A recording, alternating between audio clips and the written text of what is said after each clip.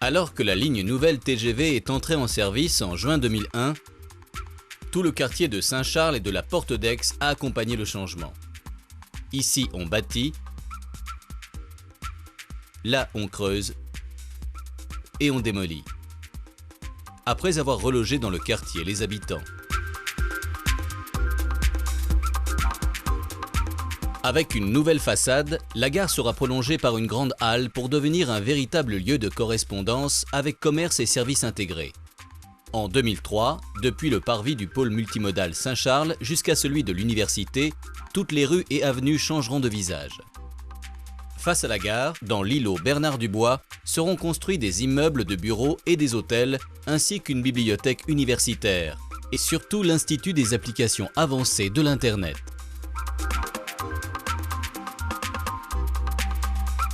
La seconde étape de transformation du secteur débutera avec la coupure de l'autoroute A7 en 2003 et la construction du boulevard Leclerc.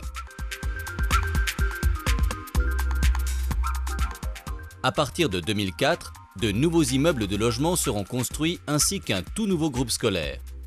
Une série de grands espaces publics, places, jardins, mailles, mettra en valeur l'axe historique autour d'une nouvelle composition urbaine de la Porte d'Aix.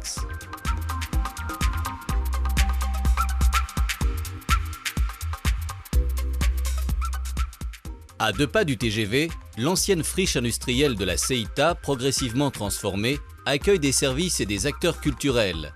Centre interrégional de restauration des œuvres d'art, Archives de Marseille, ainsi que des entreprises de l'audiovisuel et du multimédia. Objectif : accueillir 15% de la production audiovisuelle française.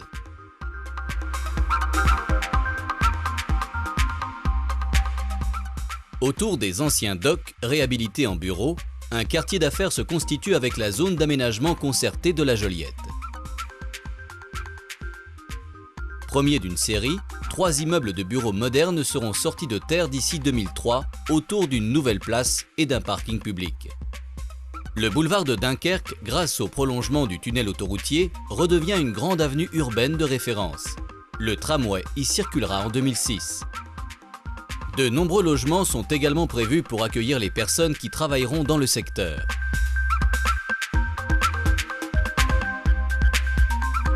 Le collège Euroméditerranée, construit en 2003 aux normes haute qualité environnementale, sera un atout du quartier.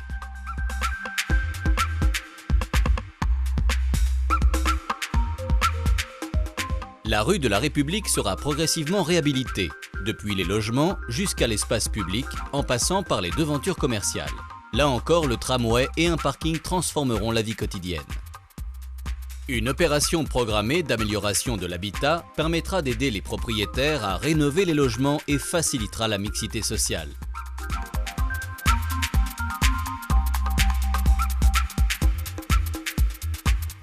Le trafic automobile sera progressivement éliminé par un programme de mise en souterrain des voies.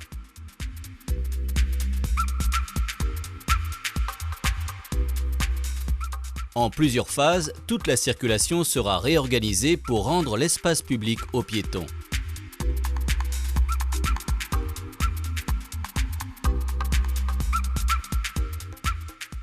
Le point de rencontre entre la ville et le port sera la vitrine d'Euroméditerranée. La Cité de la Méditerranée regroupera des équipements publics et privés dédiés à l'économie, la formation, la culture et les loisirs. Une partie d'entre eux se groupera autour de l'espace Saint-Jean. Depuis 2001, un espace public préfigure les transformations. En 2003, une nouvelle gare maritime, prolongée par une galerie marchande et un centre de la mer, occupera les quais redessinés. En 2008, le Musée national des civilisations de l'Europe et de la Méditerranée ouvrira ses portes au Fort Saint-Jean, ainsi que de nombreux équipements privés. La Cité de la Méditerranée se prolonge jusqu'à Arinques. En 2003, ouvrira par exemple la salle de concert du Silo. Tout le quartier jusqu'à présent occupé par des entrepôts va accueillir des bureaux, des équipements et des logements. 2001, le Net Center pour les télécommunications à haut débit. 2002, le siège de CMA-CGM, premier armateur français. 2003, les archives départementales et la bibliothèque départementale de Presles.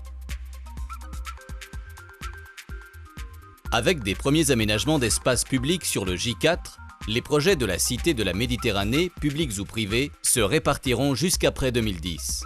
En 2006, les viaducs de l'autoroute seront partiellement supprimés pour laisser place au boulevard du Littoral, lieu de promenade. À terme, les bassins de la Joliette seront élargis. Le jardin public d'Arinques, avec le pôle d'échange de transport en commun, sera un des points forts de ce nouveau quartier qui réunit la ville et le port.